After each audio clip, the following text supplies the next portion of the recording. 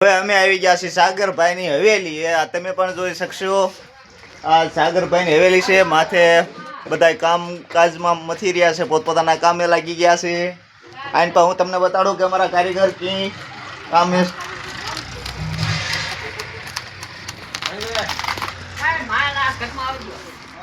આ બધા અમારા કારીગરો બધા પોતપોતાના કામે લાગી ગયા છે. જો